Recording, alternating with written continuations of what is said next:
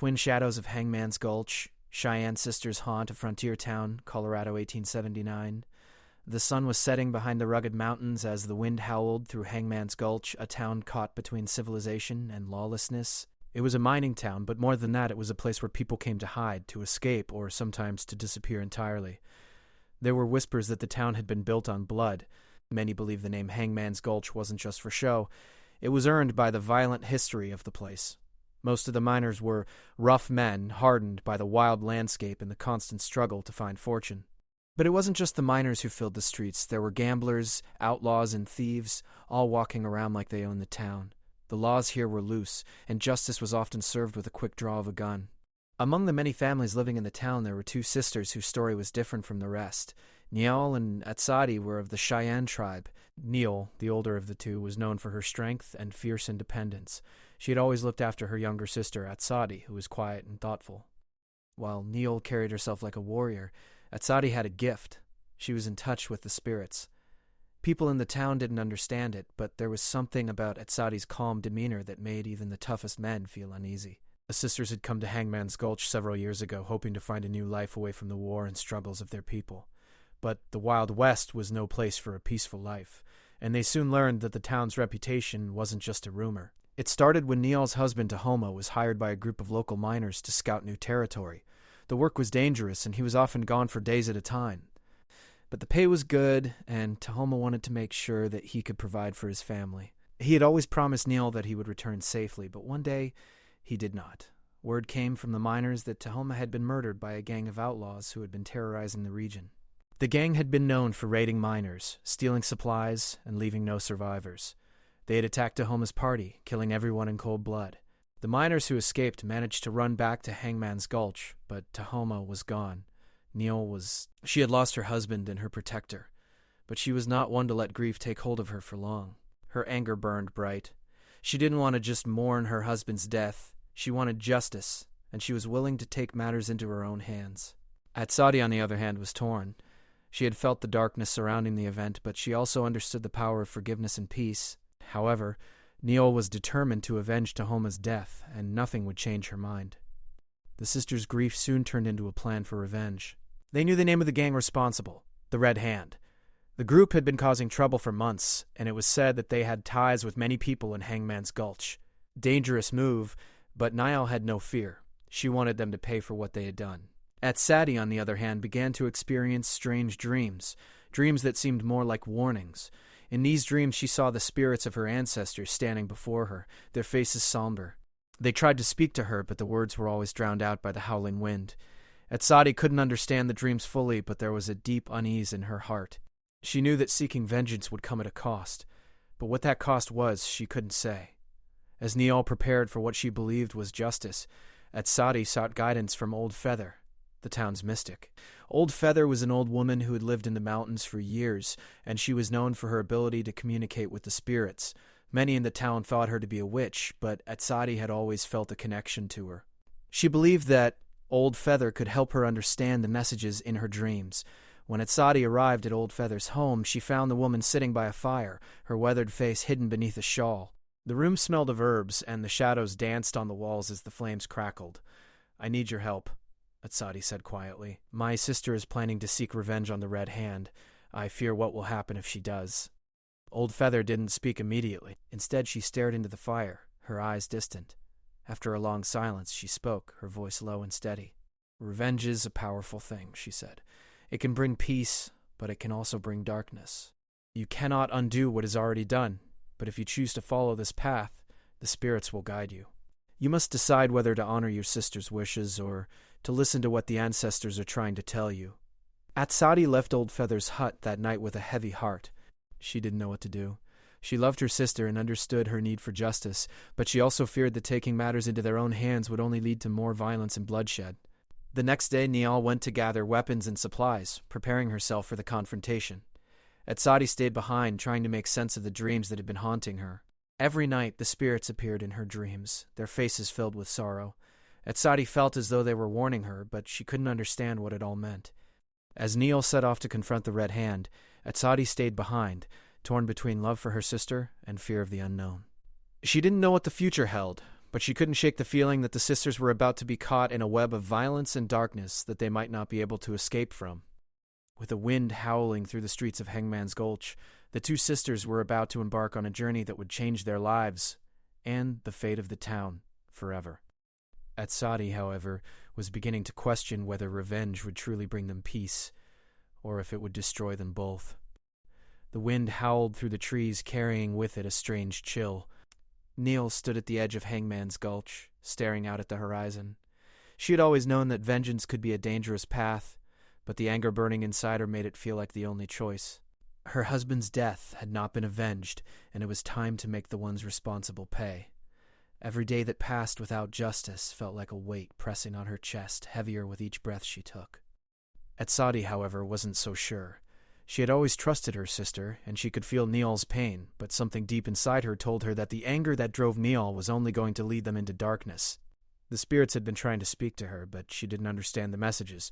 Still, the feeling of dread was growing stronger. The closer they got to their goal, the more intense the dreams became, and they were no longer just dreams. Etched began to see things in her waking hours, shadows that passed by too quickly, whispers that seemed to come from nowhere. It was as though something was watching them, waiting. That afternoon, as Niall prepared to leave the town and track down the Red Hand Gang, Etched decided to seek help from Old Feather again. The mystic had always been a part of their lives, guiding their people with knowledge passed down through generations. Maybe Old Feather could give her the answers she so desperately needed.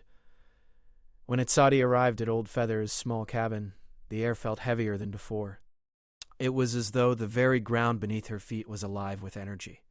She knocked on the door, and Old Feather opened it slowly, her sharp eyes studying Etched as if she already knew why the younger sister had come. "I'm afraid, Old Feather," Etched said quietly. "My sister wants to seek revenge, but I fear what it will cost us. The spirits are restless, and I don't know if I can stop her." Old Feather motioned for Etched to enter, her eyes not leaving her face. The cabin was dim, the only light coming from the fire that crackled in the center. The air smelled of herbs and smoke, and the shadows danced on the walls as if alive. Old Feather sat down on a low wooden stool and gestured for Etched to sit beside her. "Vengeance is a powerful force," Old Feather said softly. "It burns in the heart, and once it takes hold, it can never truly be quenched. You cannot undo the past, Etched. The spirits cannot bring back your husband, and they cannot ease the pain in your sister's heart. But if you choose to walk this path, you must understand that the spirits will not stay silent. They will demand something in return." Etched swallowed hard, her throat dry. She had heard stories of powerful forces, spirits that could give great power, but at the cost of something dear. She knew that Old Feather was right, but she also knew her sister. Niall was not someone who could be easily swayed, not when the need for justice was so strong. And yet, Etched couldn't shake the feeling that, if they followed through with this plan, they would be caught in something far bigger than either of them could handle. "I don't know if I can stop her," Etched whispered. "She's already decided. But I fear what we will lose." Old Feather's eyes narrowed, and she nodded slowly. "There is a price to be paid for every choice, Etched. You must ask yourself if your sister's vengeance is worth that price. If you wish to help her, you must understand that you too will be part of the bargain." Etched sat in silence, her mind racing. She didn't want to lose Niall, but she couldn't bear the thought of them both becoming lost to something darker. The spirits had warned her, but would they listen to her now? "I will help you," Old Feather said, breaking the silence. "But you must understand that once the spirits are called upon, there is no going back. They will answer. You cannot stop them, and they will not care whether you are ready." Etched nodded, a sense of dread settling deep in her stomach. She had made her decision. There was no turning back now. That evening, under a moonless sky, Neil and Etched went to Old Feather's cabin. The wind had picked up, and the air felt thick, as if the world itself was holding its breath. Old Feather was waiting for them, her eyes dark with knowledge that neither sister truly understood. "Are you prepared for what is to come?" Old Feather asked, her voice almost a whisper. Neil, who had been silent until now, nodded with determination. "I will do whatever it takes. My husband's death will not go unpunished." Etched glanced at her sister, her heart heavy with a mix of fear and sorrow. "And what will we lose, Old Feather?" she asked quietly. "What will the spirits take from us?" Old Feather's eyes flickered, but she said nothing at first. She gestured for them to sit, and as they did, she began to prepare the ritual. She spoke in a language Etched couldn't understand, calling upon the spirits of the earth, the air, the fire, and the water. There was an intensity in the air now, a force that etched could feel pressing down on her chest. She could hear the whispers again, louder than before, as though the spirits themselves were listening, waiting.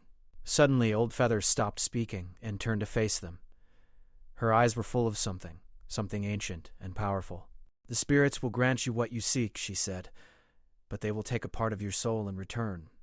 You will be bound to them, and they to you. Your actions will no longer be solely your own. The spirits will guide you, but they will also control you." Neil, unfazed, nodded once more. "I understand. My revenge will be swift." Etched, on the other hand, felt a pang of regret in her heart. She could feel the spirits watching them, could feel their presence swirling around the cabin like smoke. They had already crossed a line, and once the ritual was complete, there would be no turning back. Old Feather held out her hands, palms facing up. "The bargain is struck," she said. The sisters placed their hands in hers, and in that moment, etched felt the weight of the spirits descend upon her. It was a strange feeling, one of both power and fear. The air seemed to grow colder, and the world around them seemed to darken, as if the very earth itself was holding its breath. The ritual was complete. From that moment on, their fates were sealed. Niall's thirst for vengeance had been answered, but the price was steep. Etched didn't know what would come next, but she feared that they had just awakened something they couldn't control. The spirits were now a part of them, and there was no going back. The town of Hangman's Gulch would soon feel the consequences of the pact the sisters had made. The question now was whether they would survive the wrath of the spirits and the darkness they had called upon. As the days passed, the world around Hangman's Gulch began to feel different. The air was thick with something unsettling, as if the very land was holding its breath, waiting for something to happen. The spirits had been summoned, and now their presence seemed to grow stronger with each passing moment. Her heart burned with a single desire: vengeance. The gang, the Red Hand, had to pay. She could feel the eyes of her ancestors watching her, urging her forward, pushing her to take action. Her every move was calculated, and the rage that had fueled her for so long now felt like an unstoppable force. Etched, however, felt the weight of the pact she had made growing heavier. She could no longer ignore the strange happenings that surrounded them. The whispers in the wind, the shadows that moved when no one was there, the feeling of being watched. It was all becoming too real to dismiss. She had made a choice, and now there was no escaping the consequences. But she couldn't shake the nagging feeling that something terrible was coming, something neither of them could control. One evening, as the sun dipped below the horizon and the town of Hangman's Gulch settled into its familiar, uneasy quiet, the first sign of the haunting began. It was late, and Etched was sitting alone in the small cabin she shared with her sister, staring into the flickering light of the fire. She had tried to sleep, but something inside her kept her awake, restless. She had been hearing the whispers again, louder now, and they weren't just in her dreams. They seemed to come from all around her, like the very walls were speaking to her. The voices were faint at first, but as she listened closely they became clearer. "Etched," a voice called, so soft it was barely a whisper. "Turn back. It is not too late." She stood up quickly, heart racing, but saw nothing. The room was empty, the fire crackling softly in the hearth. Yet the air around her felt heavy, charged with energy. Another whisper, this time from the corner of the room. "You have made a dangerous choice."